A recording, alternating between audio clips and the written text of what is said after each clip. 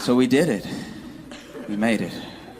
We're all still alive. You know what I mean? Like, here's the thing. Things are a little bit better now. Like, you sit in October, things are a little bit better. It's still not great, not feeling wonderful, but you know, it's not March. You remember March? Remember when this was over? You know? Oh, even doctors were like, you may want to get your affairs in order. This is very bad. Like, I'm not gonna lie, I'm not proud of it, but in March, I panicked and I bought an axe. I don't know what I was planning to do with the axe. I just wanted to have it just in case I needed it or something. I went to Home Depot to get my axe, right? And apparently a lot of other people had the same idea as me, because when I got to Home Depot, all of the reasonable size axes were taken. So my axe is far too big. It's like I'm not big enough to wield my own axe. It's like a two-person act. Like, even if someone broke into my house, I would grab my axe and it would take me a second. Be like, hey, if you just give me a little bit of space, and 2 minutes, you're gonna be fucked up. All right? Head chopped off, everything. Just give me a minute.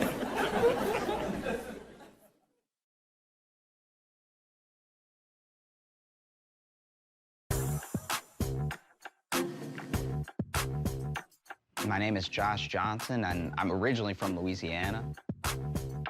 Growing up in Louisiana was like being in a bathtub, and you can't get out, and the water is dirty, and it's racist.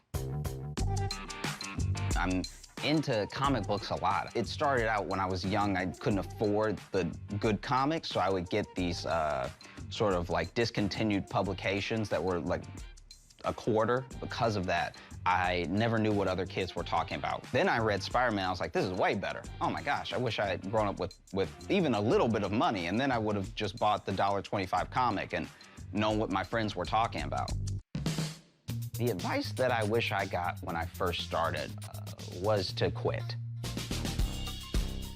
I stuck with comedy because even though a bomb is this scary thing that no comic wants to experience, I don't do that well in individual conversations. And so a comedy show is just bombing with everyone at one time, you know? Until it went really well, and then it was like a drug. I was addicted to sort of making people laugh because I grew up alone and didn't have a ton of friends, and so whenever I'm on stage, it's like everyone's my friend for a little while. Oh God, that's so sad. Like I didn't realize how sad that was until I was done saying it. Clap your hands, everybody, for Josh Johnson. Cool. How you guys doing? Everybody good? Yeah. I don't know if you can tell by looking at me, but I was fired from being in a gang. They kicked me out because I was too positive.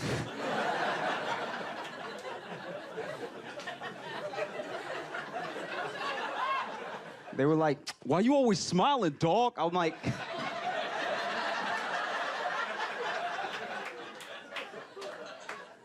I mean, none of us are dead or in jail, and we're a gang. They also kicked me out because I apologized too much. Our drive-bys sounded like, sorry. Like, that's...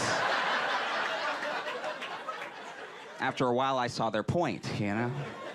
And even when it came down to it, and they were kicking me out, and I was like, I just want to hang out with my friends, and you guys are my friends, and now I don't know what I'm gonna do. Why do I have to leave? And they were like, bro, you giggle.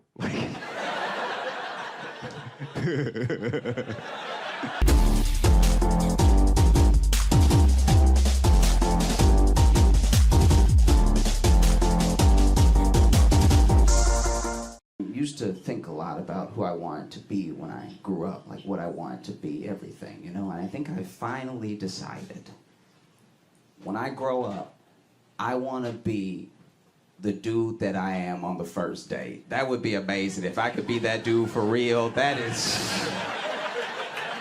He is somebody to aspire to, you know what I mean? That dude Reed.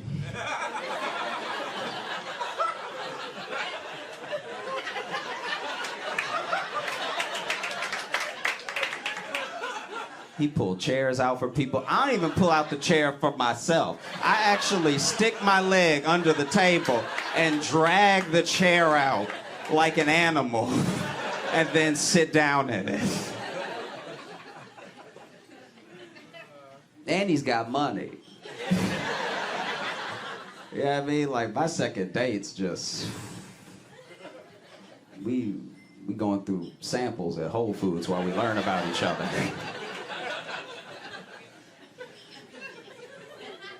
Hey, thanks so much for watching. Please like and subscribe, hit the notification bell, and tell a friend. That would be a huge help if you tell people about it. Sharing is great. There's like a share button, but if you tell people, they might click on it.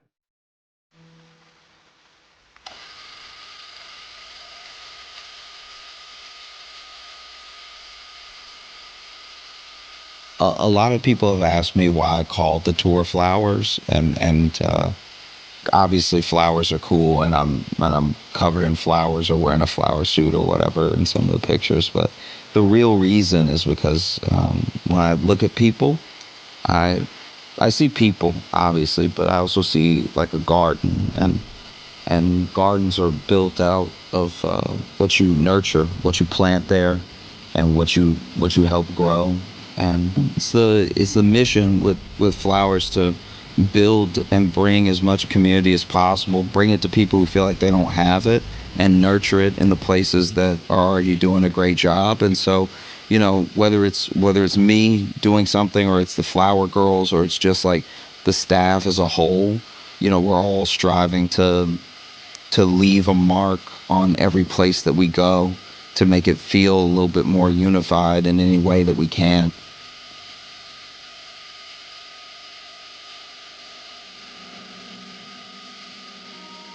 I mean, this tour is special to me, and it's the first time I'm able to really do what I want to do and move how I want to move, as far as all the parts that go into it. I can't wait to see you there.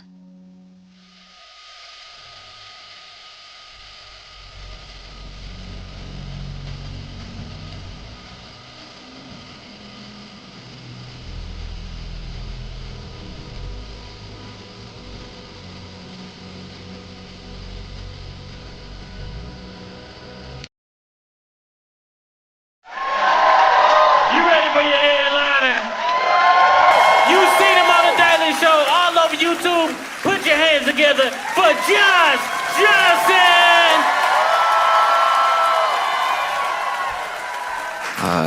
I don't know about y'all, but I just paid my taxes, and they got me. Oh, they got me good. Oh, they got me real good. I was wondering if they would get me. And then they were like, no, we didn't forget about you. We think you're special. We would never forget. And I know they charged me extra. They got me charged me extra because they know I won't survive jail. So they're like, he gonna pay it. Just write a number. He'll make it happen. It's been great traveling this week. I've been able to go to Milwaukee, Madison, now Minneapolis, and everything. When I was in Madison, there was something sort of curious that was happening. You know, I like being in Minneapolis because y'all smile an appropriate amount. You smile when something good is happening. You know what I mean? When I was in Madison, there were so many errant smiles. There were people just looking forward like, huh. I've never been in a city. I told them this too. I told them this to their face. I was like, y'all all walk like you walk into the light. Like, this is crazy. I try to be a jolly person, but this is insane.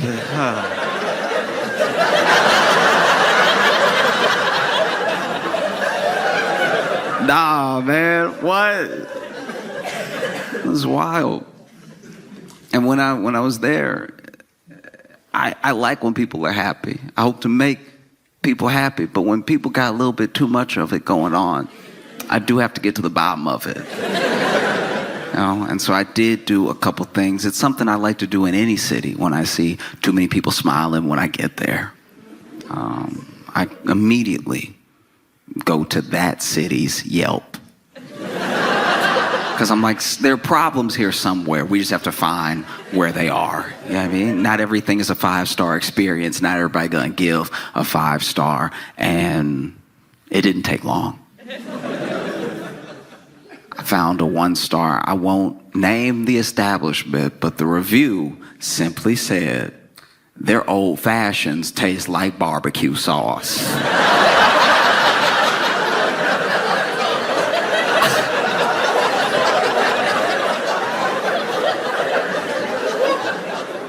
Let's be clear about something. You have to have such a fundamental understanding of how old fashions and barbecue sauce taste to take a sip of alcohol and go,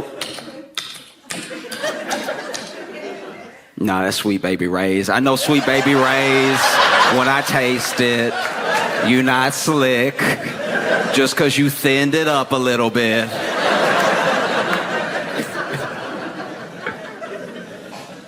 Oh, it's tough too, because when you're dealing with some of this happiness in different places, you wonder, did y'all get taxed? Do you know what I mean? They must have skipped over y'all if y'all so happy all the time. And I think sometimes taxes feel extra difficult because when you pay them, you feel like you're paying them for everything that happens next, not to pay for the life you were living up until that point. Does that make sense? It's like when you pay rent. You're paying rent to keep living there. But when it comes to taxes, you're mostly paying for everything that already happened, that you already enjoyed or didn't enjoy, depending on the city. And I think that if you got something back with your taxes, let's say you pay your taxes, they give you that tax return and everything. You can read all the numbers, why they say you owe what you owe or why you got back what you got back. And then they list next to that what they paid for with it. That might make people feel a little better, you know, because we don't know where our tax dollars go exactly. So then something happens and you feel like you're paying for that and you're like, this isn't what I paid for. And somebody should tell you, oh no, this isn't on you. That's not, that wasn't your money. You know what I mean? Like paying taxes as part of a country feels like when the bill comes and you got to split it, but you only got wings.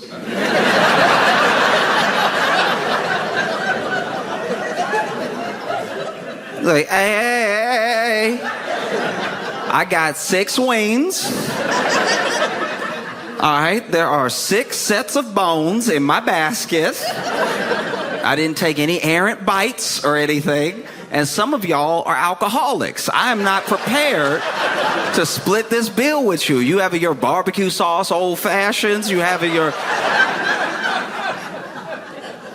Not down for this. Oh. Because everybody's having some money troubles right about now. I mean, from all different ways. People are getting squeezed in lots of different directions, you know? Like we already know, tariffs are almost old news now. But the fallout isn't. The fallout is fresh. The Dow has only dropped by 1,000 points 11 times in history. And 4 of them were in like the last 2 months. Like this is very bad. If this were a roller coaster, this would be the part of the ride where your neck breaks. Like it's just... Engineers don't build this way. This is not safe. And you know, you see it through the tariffs. I've talked about it before, but those people on the money channels, they're still a bit nervous. Still freaking out, you know. They still come on every day. One of my favorite things about watching them now is they talk to us like we're the news. They're there doing the news, but they looking right in the camera like, I don't...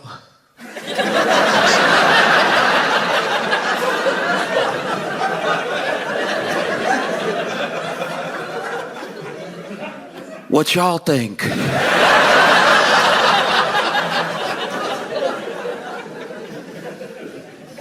It's bad. You know, like just this week, you know, you had people losing money in all sorts of ways. I mean, Christy Nome.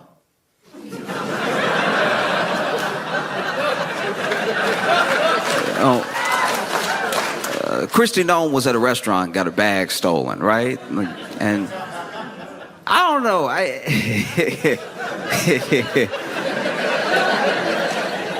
It is wild. Okay, because then you have to. Okay, I'm trying to figure out how to put this. Okay, so then when you report your bag as stolen, right, and you gotta list the contents of your bag, you know, her bag had her driver's license in it, had her passport in it. She had $3,000 in cash in her bag. $3,000 in American dollars. $3,000 in cash. What you doing, Christy? That's $3,000. North American, South of Canada dollars. She had $3,000. That would make sense if this was like the 90s. You know, it's the 90s. You got it like that. You got 3,000 on you. You know, okay, you might see a food truck, want to treat the town.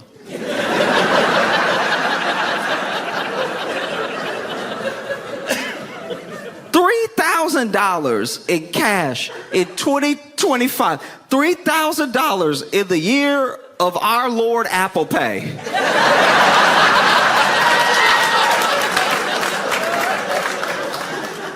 If I had been the cop that she reported to, that the business, and she told me, listen in the back, oh, my DHS badge, my passport, my driver's license, so much stuff was in there. I had a couple of Jolly Ranchers, and oh yeah, $3,000 in cash. I'd be like, oh,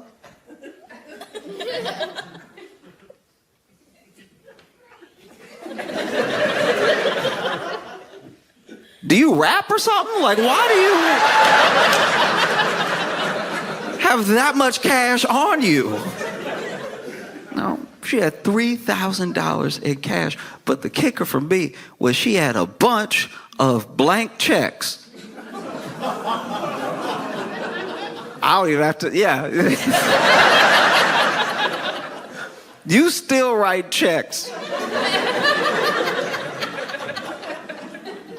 In 2025, you just got that blank check on you just in case something pop off, and $3,000 in cash isn't enough. This is the most prepared to be mugged individual I've ever seen in my entire life. That is insane. You already got $3,000 in cash. Imagine you pull up on Christy Nome, you're like, give me everything. And then she's like, here, you about to walk away. And then for whatever reason, you don't know why, you just feel led for one moment. You look over your shoulder back at her, and she got a pen.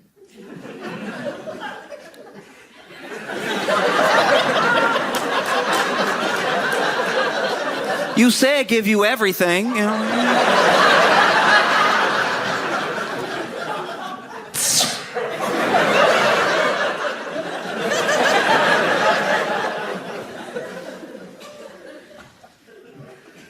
A bunch of blank checks. I don't even know if the thief would know what to do.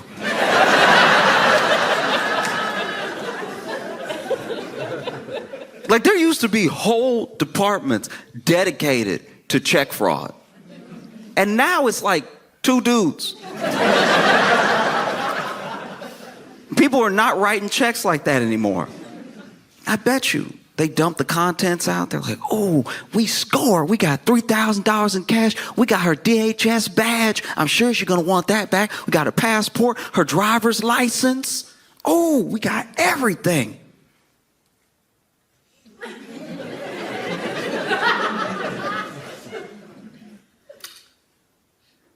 she got a bunch of little papers with her name on it? Some people so conceited.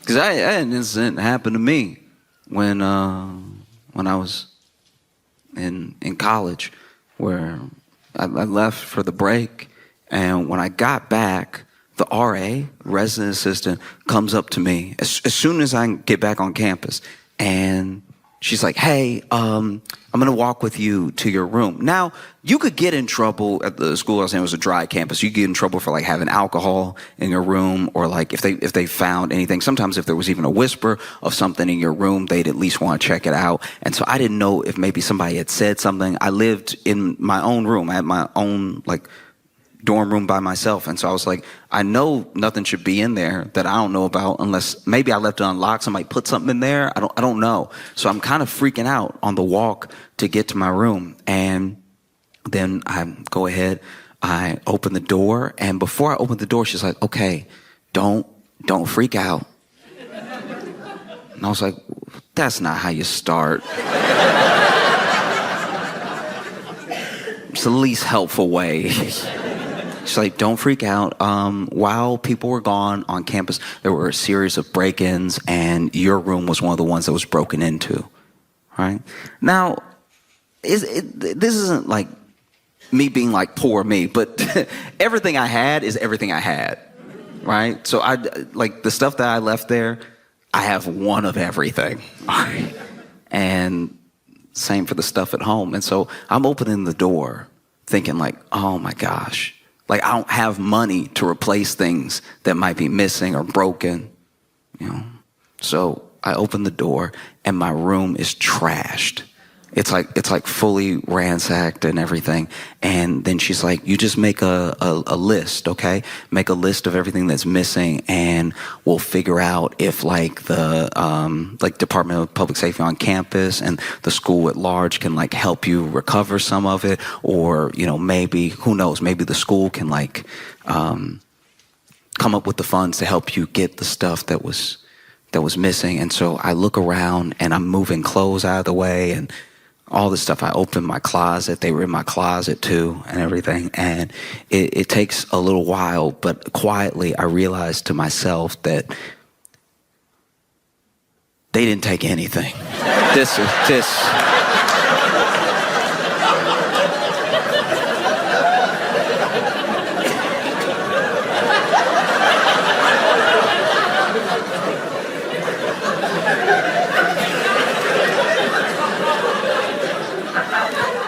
Do you know how embarrassing it is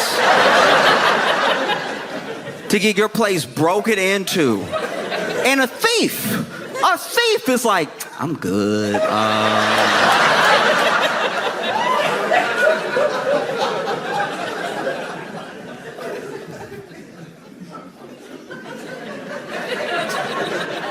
What do you do? What do you do? I'm in my head, quietly walking around. RA is still standing in the doorway and everything. I'm getting defensive in my head. I'm like, all right, I got a couple of good DVDs. All right, they not Fight Club fans. Like,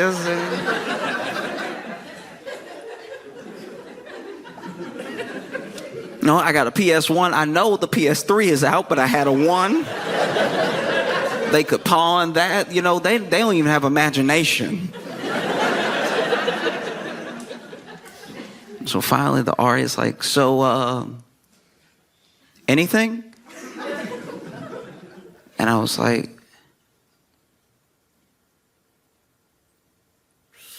"Yeah, they took my Gucci watch. I had 2 Chanel bracelets. You gotta put the bracelets down. Please write the bracelets down, okay?" And I had about $3,000 in cash.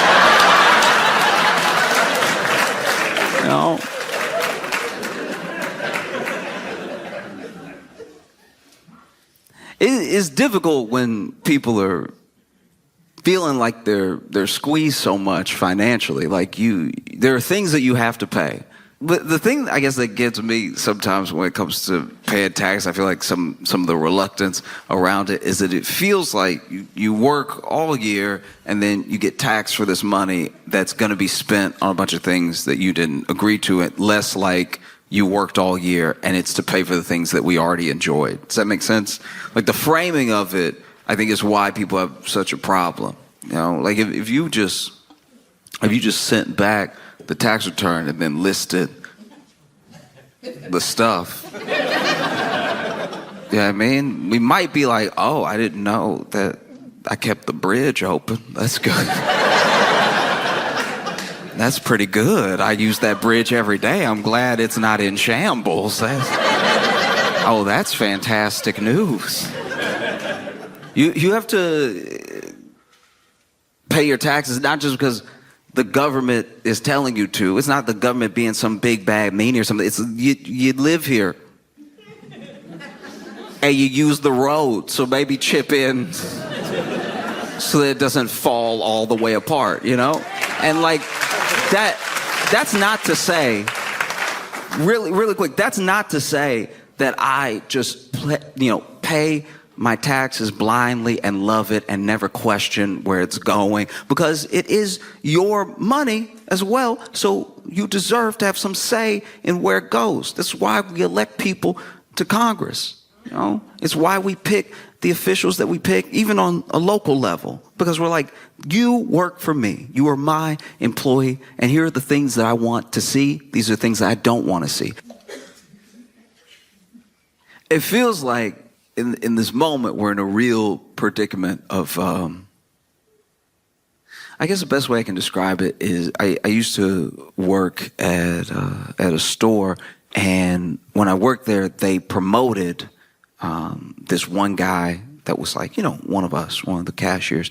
They promoted him, and they really shouldn't have done it.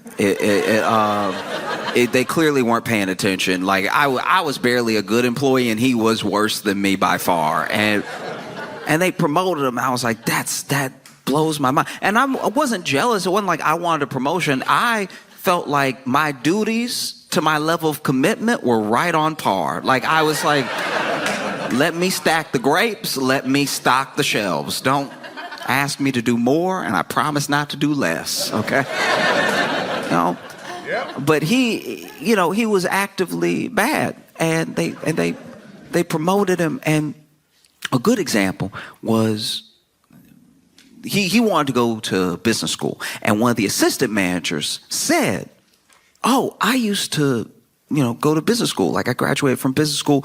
I tell you what, I will give you all my old business school books. I don't know how much of it will transfer, how much it will actually help you, but it can get you started before you actually start school. You might be able to learn some of the basic concepts. It'll help you, right?" And that was a very nice thing to do. He didn't need to do that. I respected that very, very much. He saw somebody with a dream. He wanted to help them along, And so he gave him these books.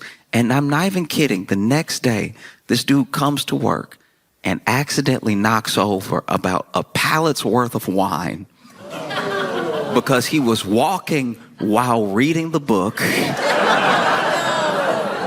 The book, I'm not even kidding, was called How to Understand Business. And this is who you promoted. We're in the business of selling groceries. We buy groceries from places, we hold them until people want to buy them from us, and then we sell them to them. We're in the business of buying and selling groceries. He will stand in direct conflict with our ability to buy and sell groceries. And you've promoted him. We're in a similar predicament now.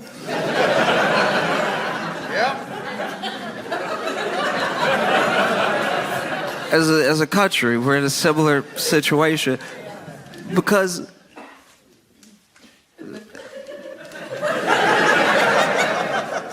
Pete Hegseth got in trouble again for the same thing from before. Basically, if you're not familiar, a bunch of people who are supposed to were using the app Signal to, talk about war plans, and quick gist, they accidentally invite a journalist, and then the mission kicks off. They do the attack. The attack is successful, and everyone finds out, and they're like, that was dumb. Don't do that again. And everybody was like, we can't promise that. Like, that's not... Okay. Well, fast forward to rewind, we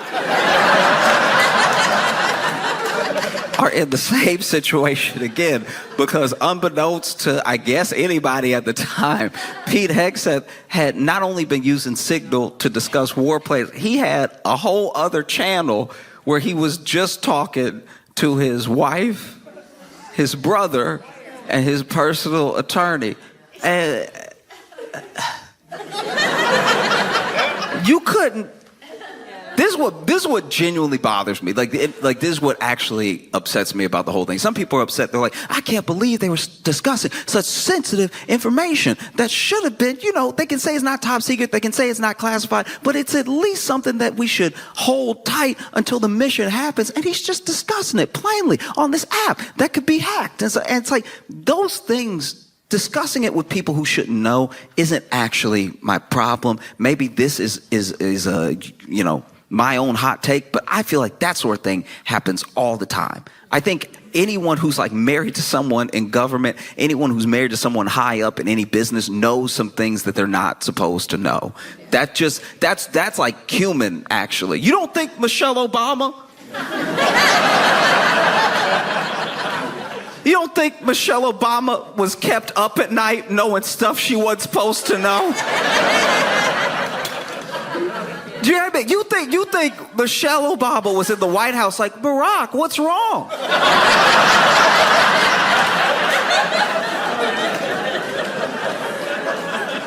And then Barack was like, it's classified. No. I don't think that happened. I'm sure Michelle was in the White House minding her own business. Eating a veggie plate. Barack halfway kicks open the door. I've had it up to here with them. Okay? They want to kill everybody. They want to blow the world up. Now you sitting there, you Michelle, you like, oh, I don't even want my carrots anymore.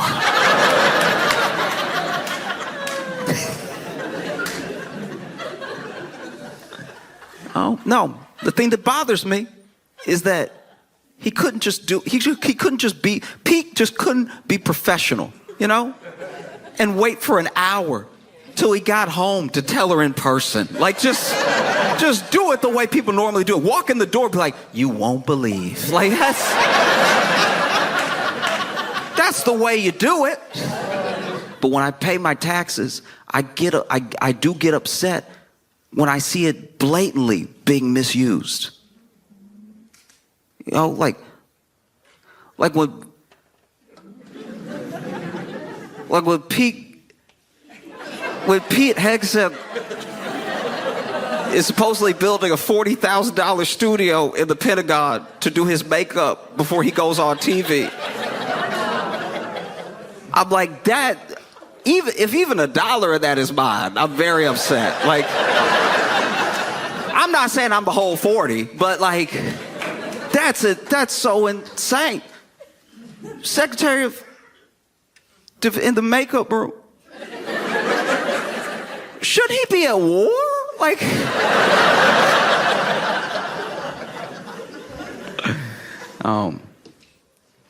every once in a while, you come into contact with somebody that you know from you know in a personal way, and eventually, maybe this has happened to some of you. You turn on local news, and you see them, and you're like, I knew it was gonna be something. You know what I mean? Maybe it's the 8 o'clock, the 10 o'clock news, but they did something. You see that mug shot and everything. When I was in Chicago, I worked with this dude at our job, in the break room, we had a light sensor for the light switch. So you could just press it, lights come on, or, if nobody was in there or if you didn't move for long enough, lights go off, right? And one day I'm walking into the break room, take my break, lights are off. I walk in, lights come on, and he's sitting there, already in the break room, eating barbecue. And let me go out on a limb right now and say that if you eat barbecue in the dark, you are a murderer, okay? You're already guilty in my mind. If you are that comfortable with bones in the dark, there's no telling what else you're capable of. If you are that comfortable slipping and sliding on your teeth and tongue, barbecue is messy enough in the light. You should have seen his face when the lights came on.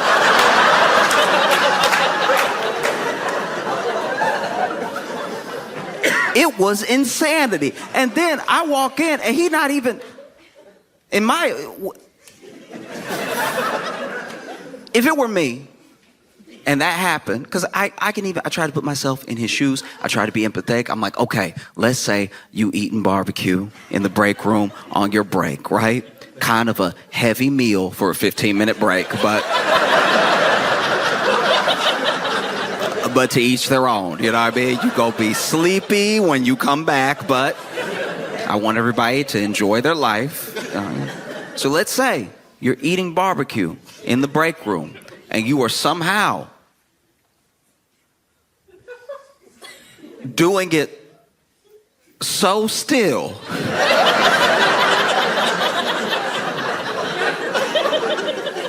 I'm not saying he should be hitting the rib like corn on the cob. You know what I mean? I'm not I'm not saying he should be digging into it with his face. Like,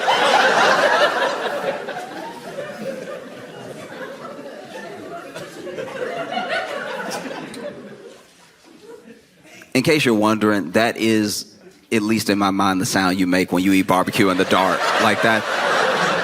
If you eat barbecue in the dark, you don't eat it like the rest of us. The rest of us chew like civilized people, but if you in the dark eating barbecue, you are wilding out. You're doing whole other sounds and effects that the rest of us don't do, you know?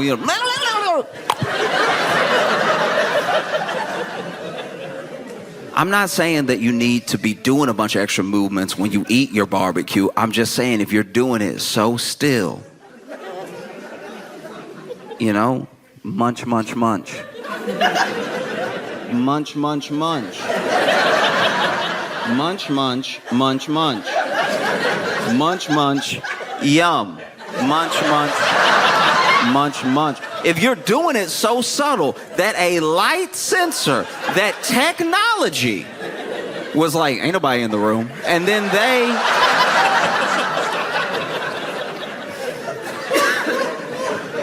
decide to shut the lights off on you, and you still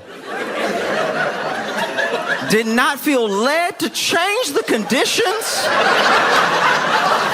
of your meal. If you were eating barbecue in the break room and then the lights go off and you're like, that's even better.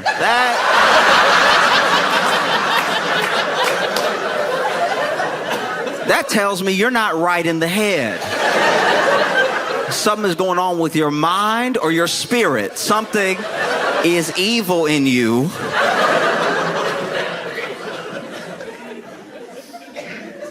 Munching away. And then you think to yourself, oh, what if someone walks in? What if someone walks in and feels like, this is awkward. This is weird. I would hate for them to judge me and my entire personality based off of one instance, you know? Maybe I should get up and paw my way, if the lights don't come on, to the light switch and press it so the lights come on and the room is once again filled with God's holy light.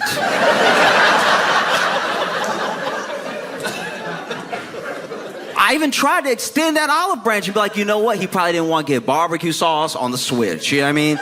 Maybe that's what it was. Maybe he thought if he was flinging his hands, he'd get barbecue sauce on the walls. That would look even scarier because now I walk in, the wall's red, you got a bone in your hand, you munching away. Really try to put myself in that headspace. Try to be fair to him. And after I got through thinking all those thoughts, I was like, nah, the whole thing was weird. No, I was right. It's insane.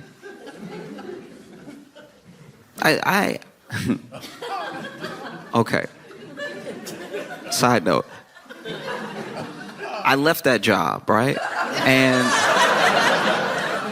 one day I was catching up with a different coworker. I was telling them what happened, right? I was like, hey, I was super weird. Like I get in there and, you know, he'd been in the dark, so he wasn't fazed. It wasn't like something just happened and I walked in right after or whatever. And they were like, oh, you know what?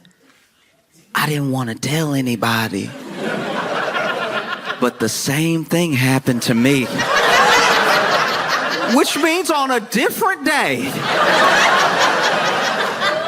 this man was eating barbecue so gentle that he lost the light again. And this dude, okay, so look, so my coworker told me, they were like, no, okay, so when I walked in, that light, I think, was genuinely broken because I walked in and it was still dark. Like it didn't just come on because I swung the door open, right? So we at least know now he didn't turn the lights off on himself.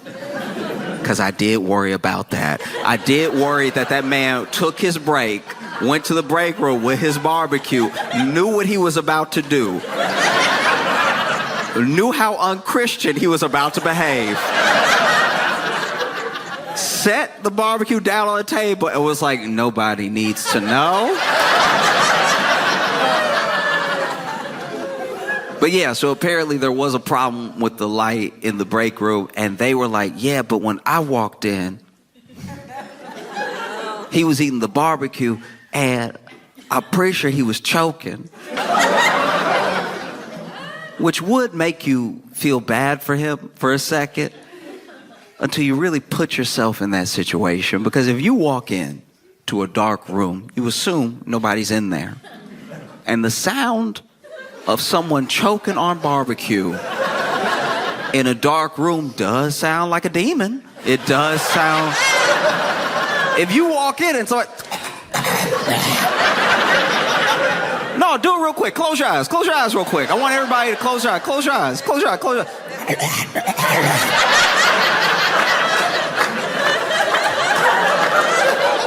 Piece of brisket getting caught in the back of your throat, and now you sound like Beelzebub.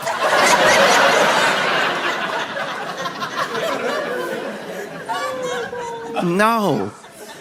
And so then when the light when the light from the door spilled in, they saw him and they couldn't really make him out because they were kind of blocking the light themselves, just standing in the doorway. And they said that they just saw him like eating in the corner, which, why are you facing the wall?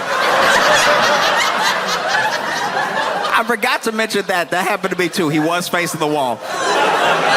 It's already dark. You don't need to worry about being seen. But he's facing the wall going...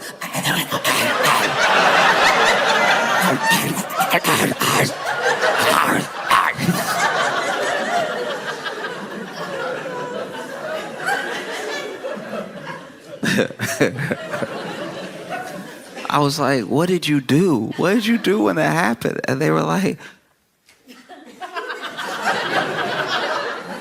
I thought it was a demon. I yelled out loud, I rebuke you.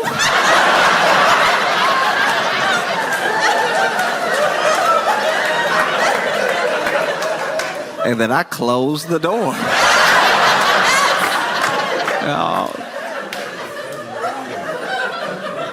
Oh, man. So then, I'm chilling in my apartment in Chicago and watching the news.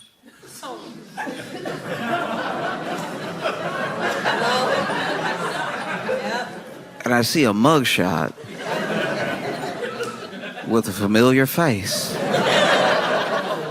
who had been arrested for trying to rob a barbecue restaurant.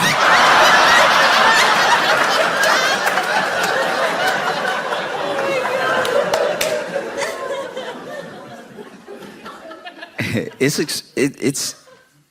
especially tough right now because I think people are getting squeezed from more angles than we thought was possible, right? It's like, you know, wages aren't increasing, jobs are hard to come by because of layoffs. Some of the layoffs are like the seasonal layoffs when, you know, companies restructure and everything, things that we're actually used to. But then some of them are people losing their jobs in government. Some people are losing their jobs in the private sector in place of potential like AI advancements and stuff, all while you have the tariffs going on. And I truly believe that some of it is preventable. Obviously, there's going to be ebbs and flows with every economy. There's going to be ebbs and flows with every country throughout its history of how rich it is or how markets fluctuate. Some of these are unforced errors and some of these are things that just happen, but it's all happening at one time, you know? And I think very basically, I wish everyone could agree on it, but we're not there yet, that just by being human, just by virtue of being alive, you deserve access to basic necessities, the most basic of things, right? And especially if you're working. If you are working full time and you're still struggling to get the basic, we're talking about food, water, and shelter. We're talking about the most basic things. And I think sometimes when you bring up the people who are having a rough time, they're having a rougher go of it than is just, right? Life isn't fair, but you build the scale so that things can level out, so that they can be just. And when you talk about people who are having a rough time, who need extra help to try to get level, and they're working, they're doing their best. I think people conflate that with people who want luxuries or they want something for free. These people are already working. We are the hardest working country in the world. We clock more hours than anybody else, and we every year have less and less to show for it. We have less to show in healthcare. We have less to show in education and possibility of upward mobility. Every year we work harder, and every year we have less. We take less vacation days than pretty much anyone in the world, and for all of our hard work, we are not seeing the fruits of our labor. And there are people who will tell you, oh, but if you just work a little bit harder, if you just do it this way, oh, I'm smart, I figured it out, you will too. It's people who are not addressing the fact that everyone does not get a fair shake. You know, like you only need to look at me as an example. You don't think I want to be in the NBA?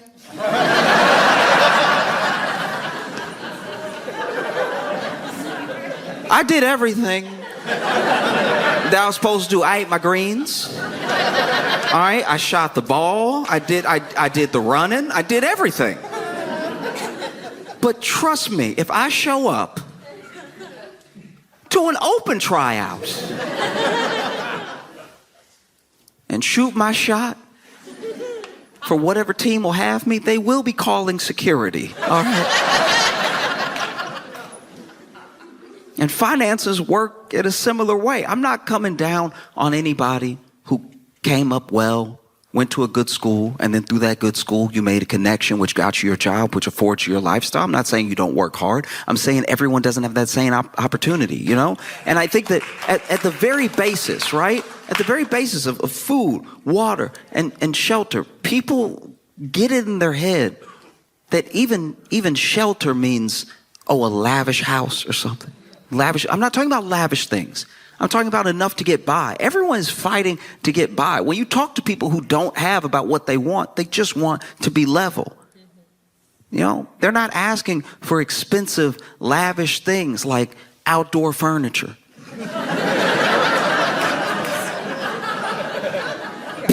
furniture is ridiculously expensive. It doesn't make sense. It doesn't make sense. It's literally outside. You don't even want it in your home. It's almost trash.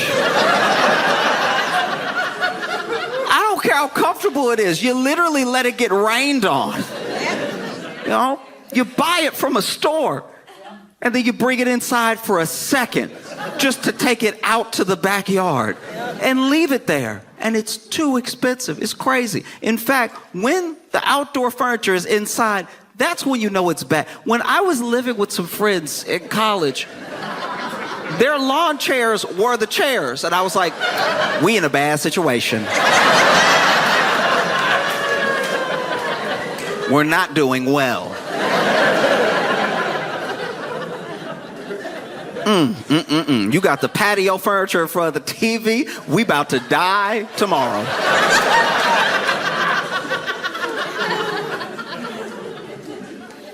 Whew. Yeah. You know? It's bad.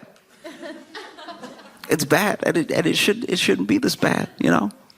You work, you pay your taxes, those things should come back to benefit you. And it's still that there's a narrative that's going on that's got all of us really going after and arguing with each other.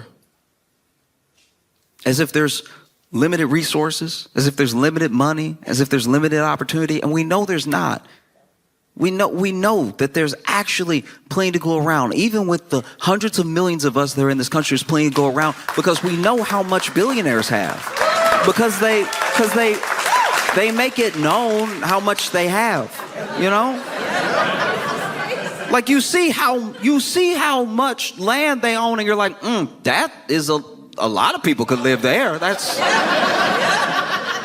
crazy. Or you know that CEO that said he wanted to own all the water? It's like, that's something you keep to yourself.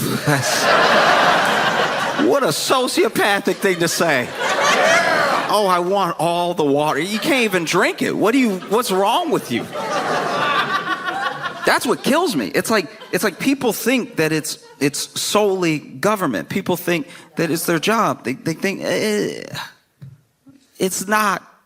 I promise it's not. And what really burdens me, what keeps me up at night is that these people are siphoning all this money. They siphon it from the government. They get benefits from the government. They get tax cuts from the government. They siphon all this money. They siphon your wealth from you. They siphon it in wages by the fact that they don't increase. They siphon it off of like shrinkflation when they act like they cry poor and then they charge you more for less. They siphon all this money, all to what end? To have a few people have all that money. All of that money, more money than anyone will ever need in their lifetime. And you know it because they don't spend it. They siphon all of this money out. They are literally parasitic. And then they dress like me.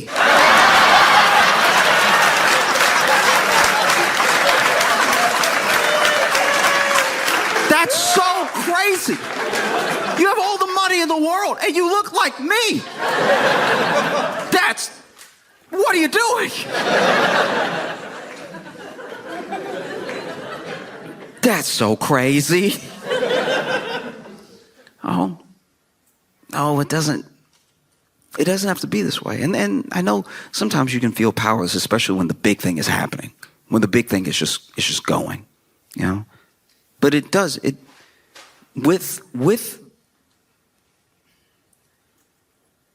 with a movement towards any action that is based in the people's wishes, it has to come to fruition in any instance. And you see it all over the world. You see people rise up in whatever form it takes to make their voices heard. And it's still very much possible. I know that there's a narrative out there that you're like a cog, that there's nothing you can do, and that you might as well just scrounge up as many pennies as you can to get by, and that'll be the best you can ask out of life. You know? It's to the point now where even people who cross over that $1 million threshold, they enter that tax bracket, they still feel that way. You could make $500,000. You could have $300,000 saved up, and you might sell something within your company, make another $200,000. You might cross that $1 million threshold, even by just a little bit, and still be like, I'm barely getting by. And people roll their eyes at that. They scoff at that. But the way that things are set up, unless you are uber rich, is very easy to drop right out of that tax bracket. Right out. None of that is certain. You know, small business owners, some of them could be considered millionaires, but they'll tell you, they're like, my actual business and the people that I care for, the employees that I employ that depend on me for their benefits, for their livelihood. It's like we are month to month, right? So this structure doesn't end at just taking care of yourself. And it's why everybody, to the best of our ability, we have to be looking at the whole. The way that they play it is the way that benefits them every single time. Someone who's already a billionaire would love for you to just try to be like me. You can do it if you work hard enough. That's the narrative out there. They don't talk about how many government benefits they get, how many tax cuts they get, that they were born rich. They don't let any of that into the story because it would kind of ruin the whole thing. You know what I mean?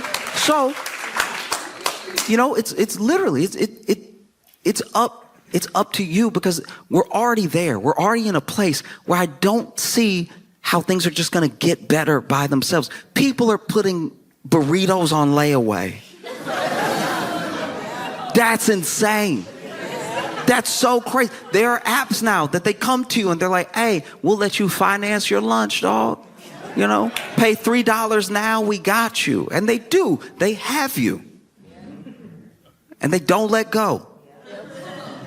And before you know it, it's been a month, and that burrito that was $12 when you didn't have it is $65 now when you're done paying for it. And it wasn't worth it. And it's siphoned more from you. The things that weren't already taken. They can take your wealth. They're taking it now. They cannot take your worth. If you know your worth, if you remember your worth and you fight for it every day and you fight for it with who you vote for, you go to your town halls and you speak to them and you let them know, we hired you. You work for us. We pay our taxes. Go tell them that this is done.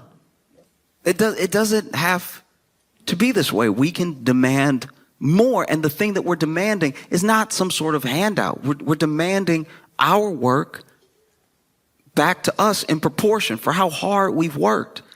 These people believe, they genuinely believe that they built this company up by themselves as if there's some idea truly as a self-made man. It's like, even if you built a company and you ship the things to the people and they love your product and they want more of it, and you think you're such a genius, there are people driving that truck. There are people packing up those packages. And then there's the road that you didn't build.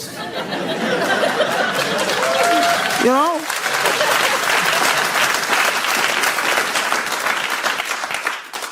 In what world should it be like this? That's crazy. And then the narrative gets put back on us that we deserve these pennies, that we deserve such a small share of the thing that we helped build. Look around. Really look around when you walk around your city. Really look around when you travel. Wherever you go in America, no matter who you are, we built this. We built this together. We built it. And I'm not even saying that these like titans of industry don't hold a part in it. I'm not discounting someone having an idea and through ingenuity bring it to fruition to the point where they employ people, to the point where people depend on them. But there are responsibilities that come with that sort of thing. You know, I wanted to start a candy company, and I was like, nah, I'm actually going to be a terrible boss. I'd be a terrible boss. You know, I'd be in there in the candy factory eating all the chocolate, making myself sick. And then when people come to the factory to look at our chocolate, they'd be like, the boss is in the bathroom throwing up again because he's a child that can't stop himself. And that's why I didn't start a business, because I was like, you know, there are other people that are better at it. It's tough. You know, you shouldn't be put in a position where you got to put barbecue that you eat in the dark on layaway. Like that's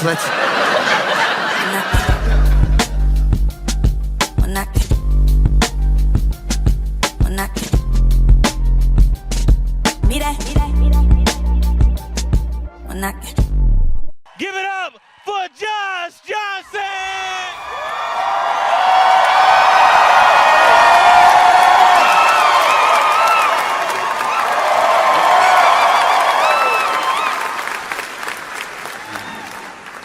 I have a hard time sometimes checking back in with someone who I haven't talked to in a long time. There are some people that you can pick up where you left off perfectly. Like, perfectly. Like, even when you call them, you're like, as I was saying. It's been 4 years, but you remember where you left off. And then there's other people where it's like you got to find your footing again. You know? And it's really difficult, at least in the way that we've structured things right now, for men to have very close, intimate friendships with other men. And it's tough because people talk about this epidemic of male loneliness. I'd like to get to the bottom of why men are lonely, because there are men everywhere.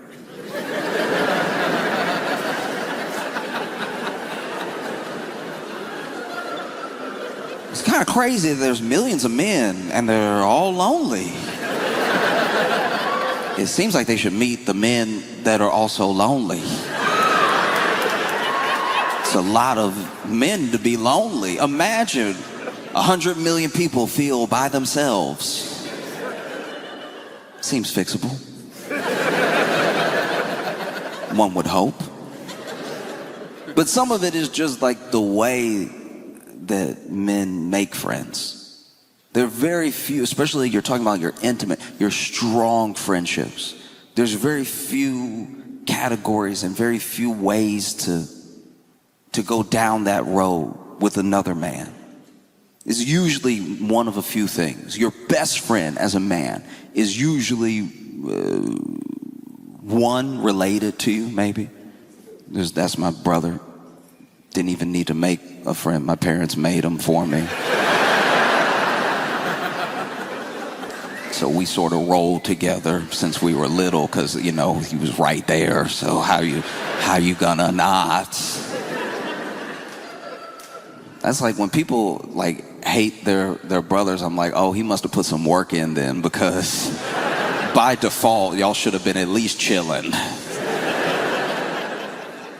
And then there are men who become intense friends through a shared trauma, like a war buddy. Like you may not have even been compatible in the outside world, but you went through something that was so distinct to your experience that the only other person that gets it covers so much ground for you that now y'all can be best friends because you went through this thing together. And then the third way is kind of like the brother thing. You just known each other for a long time. I mean, we took civics class together, and that was that. I don't get out much. And even within your friendship, because this is the thing about real loneliness. You don't have to have no friends to be lonely. You can be lonely within the relationships that you have. It's about letting people in, and it's hard as guys for us to really let someone in because there's a thing that we're battling all the time. Some of it's social, some of it's like learned, it's conditioned, and then some of it is not knowing how to express the stuff that's inside. So you're in a really tense place as a guy sometimes, and any little thing can knock you off of a good track you have with a friend. Like a hug.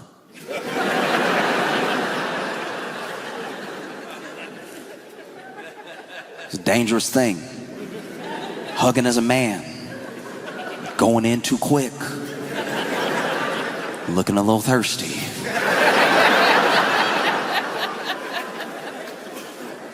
We gotta be really specific about our hugs as men, you know?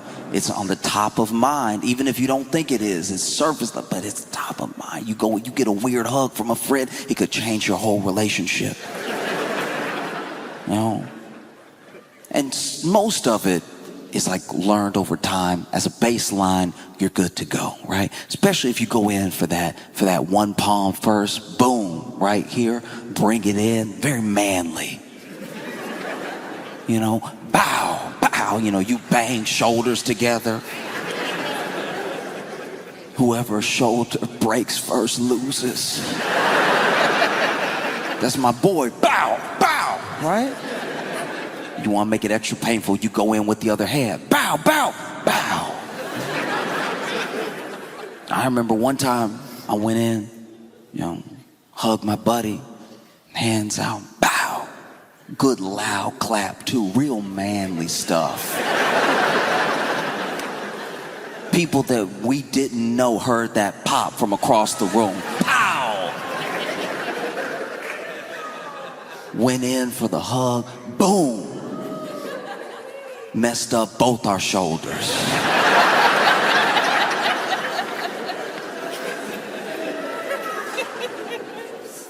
And if I'm being honest, it all went awry at the end because I don't know where his mind was at.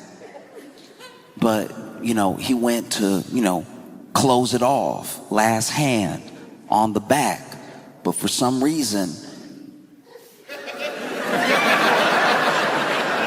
it was a little low, like.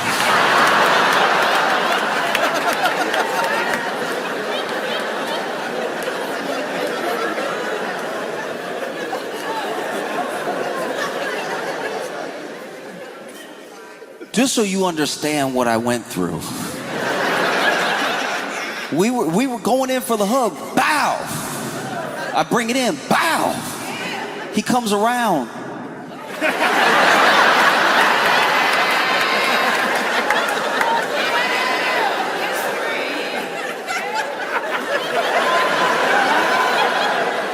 Mid-hug, I'm like, sir.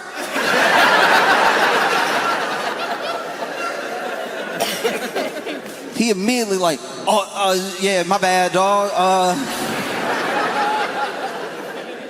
I didn't mean to, yeah, no, it was great, you know, wind.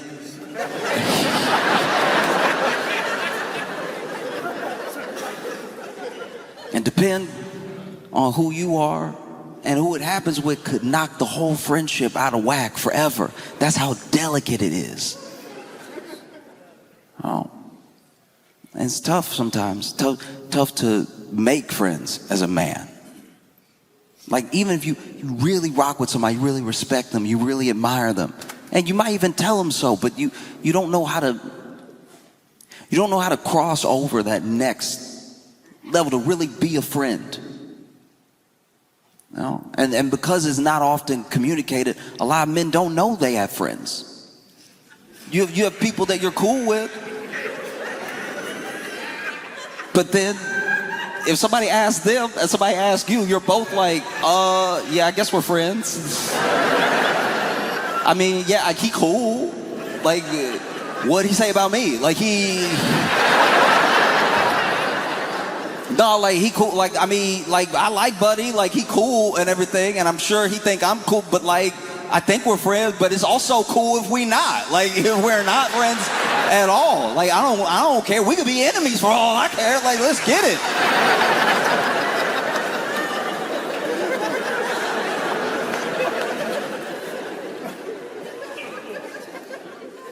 Oh, it's true. And then, you know, sometimes you don't realize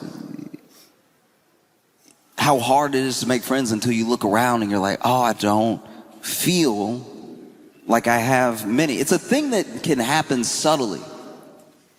You know, it's not something that comes all at once. You look around and you're like, oh, who would I really call if I was in trouble? Maybe just a few people, maybe genuinely. There's no one you feel comfortable making that call to, you know? And so you want to make friends, but it's tough to go out there and try to make friends as a man sometimes. And it doesn't have to be, but just think about it. Like, dudes always act like they don't know what they mean when a woman is like freaked out by a guy coming on too strong, but let a man just try to be your friend.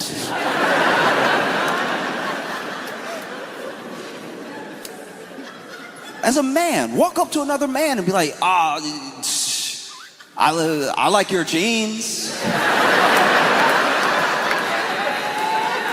See how it goes.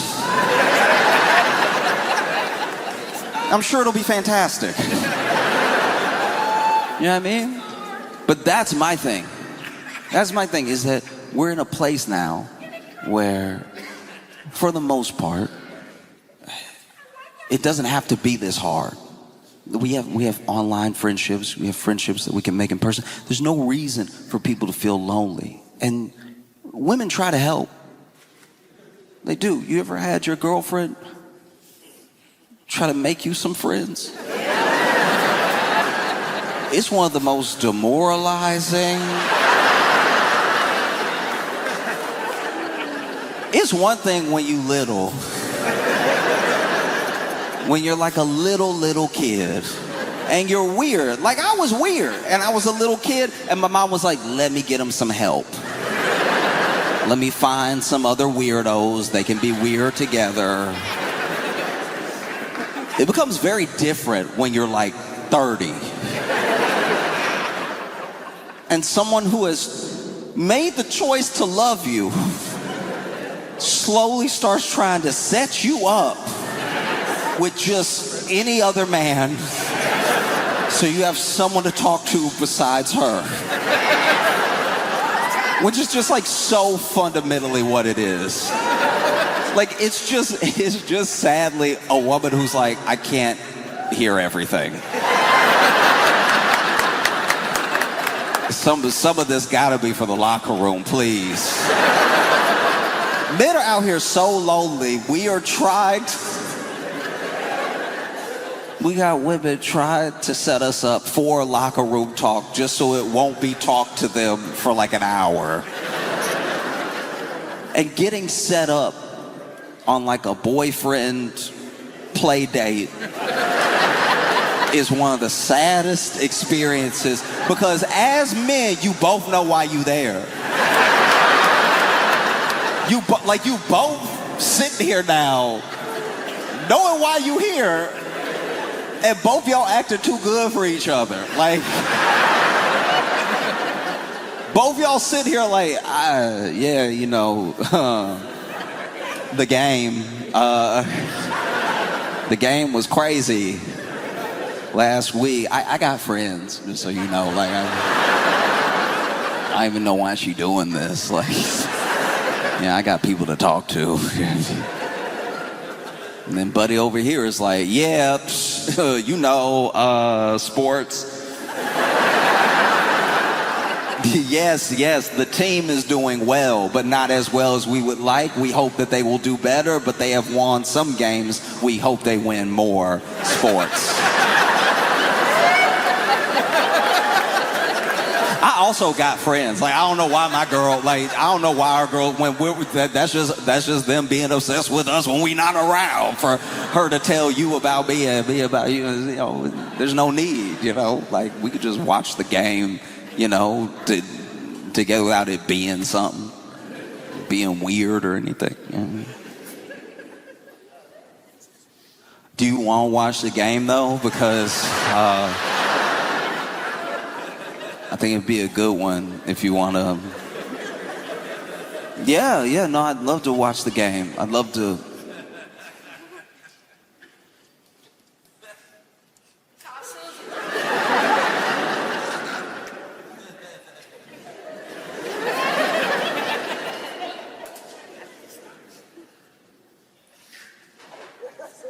This is nice, dog. This is nice.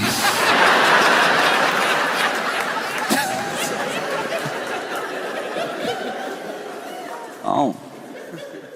Because it doesn't have to be this way. Your friendships are incredibly important, and I think seeking them out is a very important business to make in life.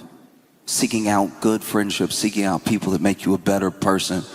It will make you richer than anything you could have ever imagined, because friends take care of you. There are times where you don't know what's going to happen to you, and there are people who you didn't need to call, you didn't need to ask, they just show up because they care about you.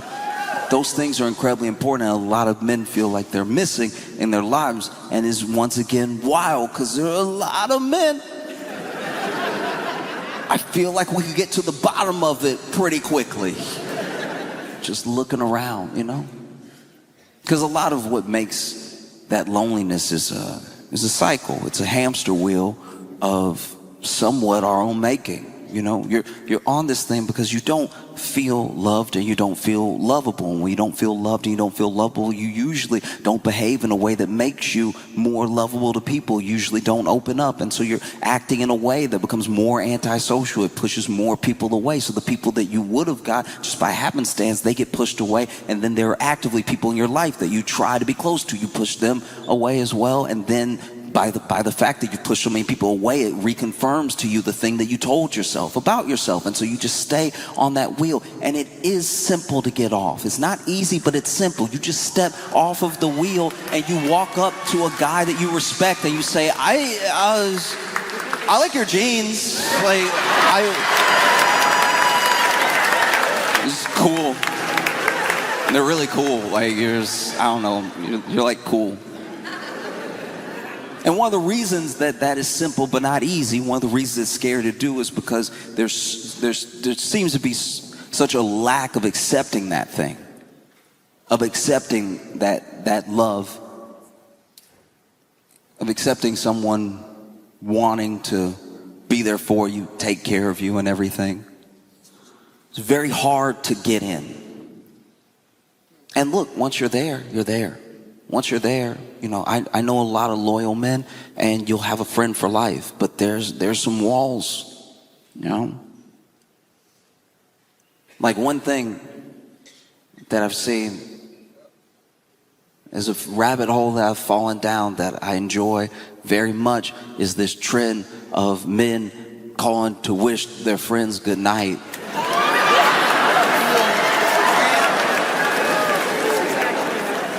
And it encapsulates everything that I'm saying. It's one of the most fascinating things to watch. Basically, if you haven't seen this yet, people are recording, usually the girlfriend or wife is recording their husband or boyfriend calling his friends to say goodnight. That's it.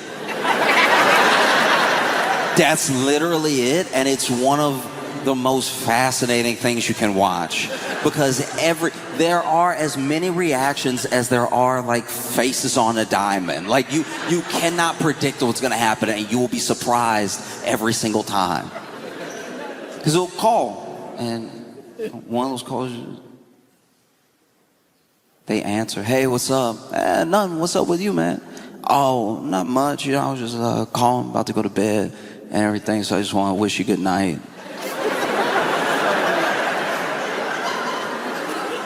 The first one I watched, I just want to call and wish you a good night, you know, just have a good night. And the guy was like,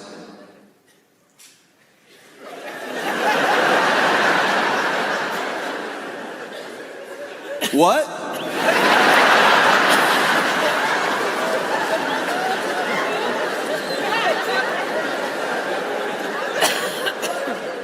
No, I was just saying, call and wish you good night, like, you know, hope you have a good night too, sleep tight, dream sweet dreams and everything. What?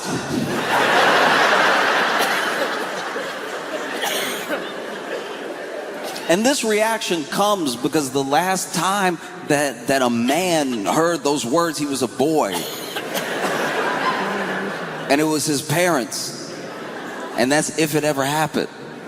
So a lot of men don't know how to handle it. It's literally like, yeah, I'm just saying, like, sleep tight, you know, night and everything. Huh?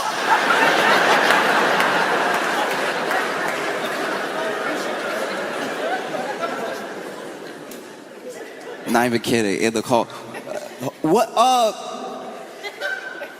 are you doing? Nothing. I'm just about to nod off and everything. So saying, you know, have a good night. You know, I'll see you when I see you. Like,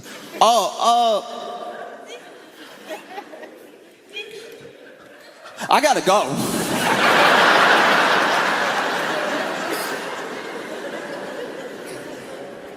Oh, another one of my favorites. Another one that genuinely filled me with joy. This dude called and he was like, Hey man, how you doing? I'm good. How you doing? Yeah, no, I'm good, man. I'm just about to nod off and everything. So I'm, just wanted to wish you good night. Say sleep tight, sweet dreams and everything. Dude on the phone went, what?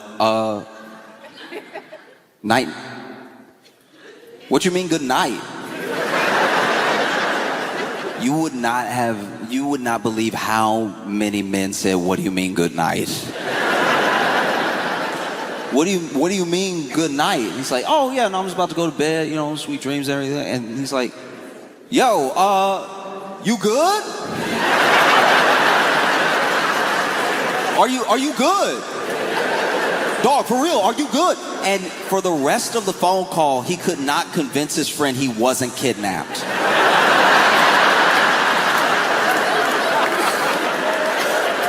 Like, yeah, dog, no, I'm good, I'm chilling. I'm just, about to nod off. We haven't talked in a while, so I want to say night, wish you sweet dreams and everything. And he's like, oh, they got you?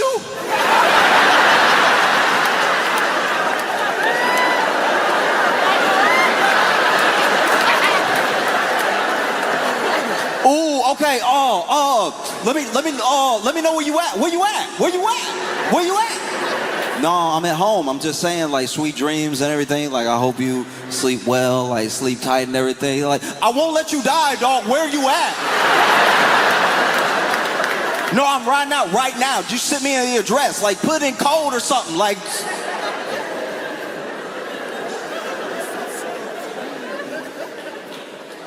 no, totally different call. Totally different call. This dude called. Wish this dude good night. He was like, hey, I just want to say good night, sleep dreams, hope you, have a good night and everything. And the dude said, huh? Yeah, just good night. Hope you have a good night.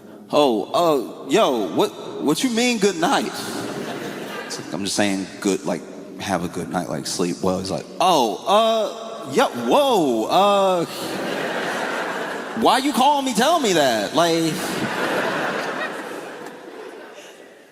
you call me like I'm like a side chick or something. What you doing?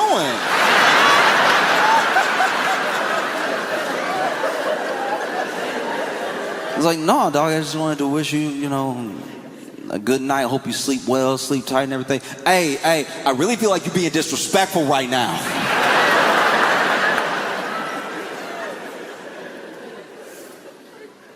And one of the reasons I feel like this is such a phenomenon is because I'm not saying that women even do this all the time, but the way that women are friends with each other has a lot more of these little things in it. It's the little checkups.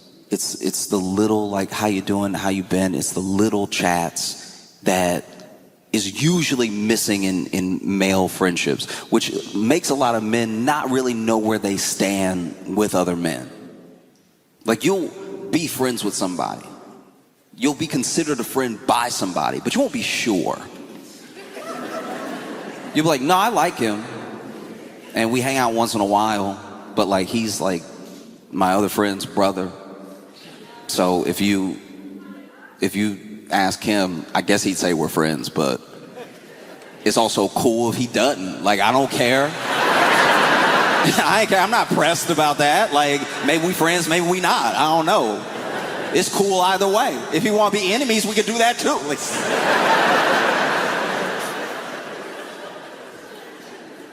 Because that's the thing. Is just how we show love is very specific.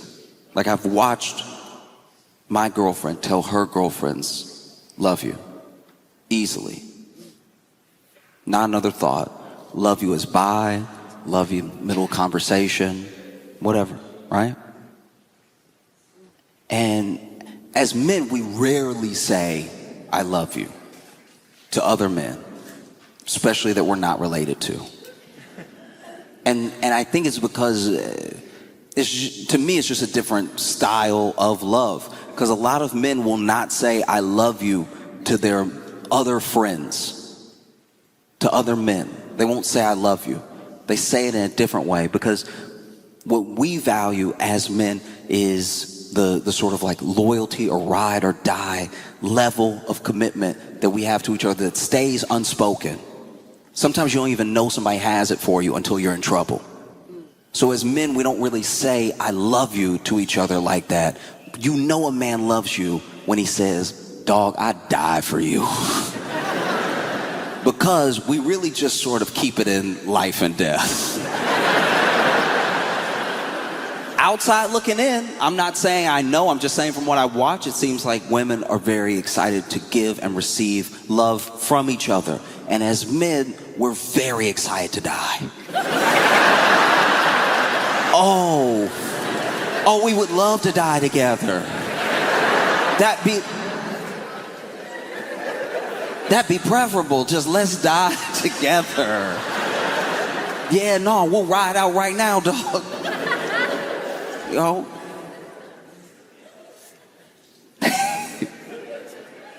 And that's what I saw in that phone call when that dude called his friend. That dude loved him, convinced he was kidnapped. I was like, where you at? Let me know right now. Because so much of it is like about being hard, I suppose. Like as a man, you want to be not just respect, you want to be admired, you want to be hard, and it seems like being hard is the way to get those two things. It was this dude called his buddy, said sweet dreams. He's like, what you mean sweet dreams? What you mean sweet dreams? No, I'm just saying sweet dreams. No, what you mean sweet dreams? I don't have sweet dreams. All right, it's nightmares every day around here. Nobody worried about some sweet dream. What you dreaming about? Shoot, I dream about work. Maybe my favorite one, we're talking like top. One of my favorite ones is this dude calls. Hey, what's up, dog? Oh, I'm good. What's up with you? Nothing. I just wanted to call, say good night, sleep tight. Don't let the bed bugs bite you. Just wanted to wish you a good night, man. He was like, how you know I got bed bugs, dog? Like, I didn't tell anybody about that. What's wrong with you? Why you...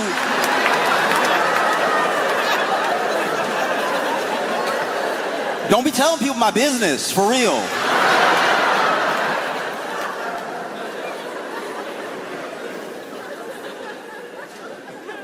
We're talking like top 2-3 videos of the trend. It was this one dude calls his buddy up, and he's already giggling because he knows how his friend's gonna react. Because that's the thing, is that it's so funny how weird people react, because you can tell from the way they pick up the phone that they're close. Who they chose to call for a reason. And half of them, when they pick up, they're being silly anyway, Hey, what's up?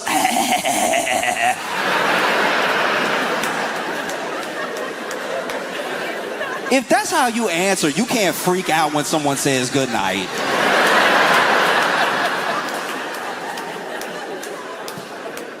Male friendships are so important because at least for the guys that I know, they're some of the only friendships that tether you.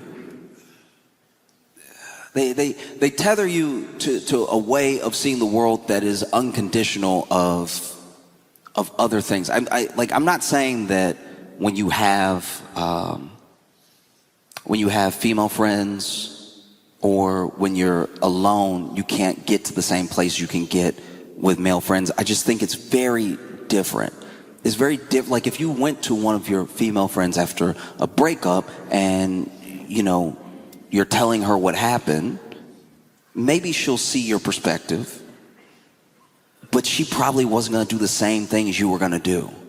Whereas if you go to a guy after a breakup and you tell him what happened, one of two things is either going to happen. He's either going to see completely your perspective. Maybe he'll pump you up. Maybe he'll tell you you were wrong. But he's going to see it exactly the way that you see it.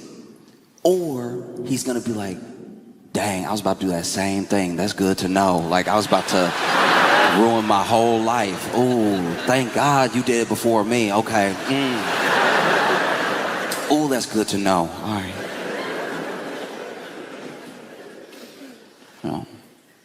Because I want that for the men that I see suffering from loneliness. I want them to have friends. Friends would fix the loneliness, and it would heal a big part of this thing that we see en masse from men. When you see a bunch of like angry men, some people are like, all these angry dudes just need a girlfriend. All these like incels just need to get laid. It's like, no, they need friends.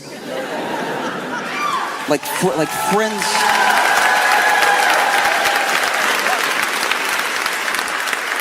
Friends would fix things way more than I think we realize, because sometimes those dudes get a girlfriend. I know it doesn't seem likely, but it's true. No, fundamentally, I'm being serious, it's true. Sometimes the most like weird, nasty posting incel will actually get a girlfriend. And it doesn't necessarily heal everything, because now in their mind they're like, okay, this woman likes me. This woman doesn't think that I'm ugly. But all of these preconceived notions they have about women still remain. Whereas when you have friends, I'm not saying it makes you a wholly better person. It depends on the friends that you keep. You can measure parts of a man by the company that he keeps. But at the same time, when you have a bunch of friends around you, well-rounded friends that can hear what you're saying or can understand where you're coming from and can help guide you down a better path, that makes it better for everyone. You know, some of my best friends have shown me things about myself I wouldn't have caught otherwise. And it's not as if you even need that many. I don't even know if men could handle a lot of friends. We're not good at maintaining relationships in the same way. So 5 is probably enough. Honestly, 5, that 5th one, you're gonna forget his name once in a while. 5 is a lot. A lot of men have one. And once again, it falls into the categories I was talking about before. They have one truly close friend, one truly close male friend, and they either have just known him a long time, or it's their brother, or they went to war together. Yeah? But they have one. So when he dies, that's it. Because you're also his only one. I hope that we can get men to prank each other to the point of good mental health. I hope that it would be so dope if the next level of the prank is just like, hey everybody, I'm gonna go to my buddy's dad's funeral to support him. Let's see what he does. He's there at the funeral. He's like, how you feel, man? How are you doing? His friend's like, how am I doing? What you mean how I'm doing? What you mean how you trying to get knocked out? What you mean how I'm doing? Huh? What you mean how I'm doing? What do you mean how I'm doing? What do you mean? And then he cries on his shoulder, and that's the cry on the shoulder challenge. Like, you just have to ask how a man is doing over and over until he answers. And then he really needed that. It's really important, so have a moment together.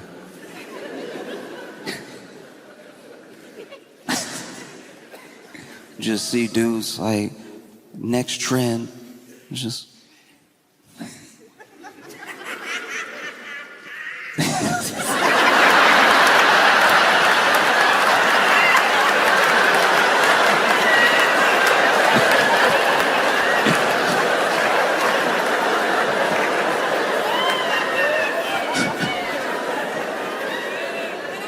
Next trend is just like, like the kitchen challenge where you just like go over to your boy's place and just check his kitchen. Like, is it insane? Is it disgusting? Are there other things living there?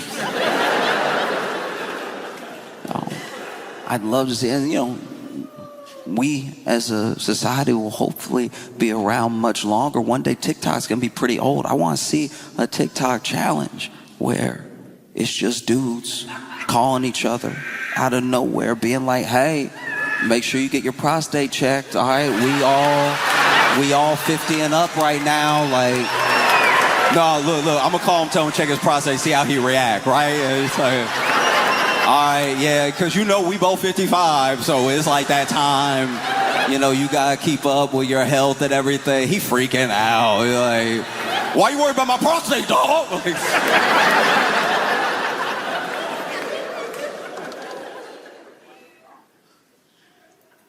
It's something I hope continues, because I think it's nice. Out of all of like the TikTok trends and the YouTube pranks, this is like one that I think is genuinely good. Because you'll see these compilations of them, and then every once in a while you'll get one. This dude called his friend. He was like, "Hey, how you doing?" "I'm good. How are you?" "I'm all right. I was just calling, wish you good night and everything." And his friend was like, "What?" It's like, "Yeah, no, I was just thinking about you, so I want to say good night, sleep tight. You know what I mean? Have sweet dreams and everything." And his buddy was like, "Oh, thank you, man. I appreciate you, man. You have sweet dreams too, dog." Oh, that's special.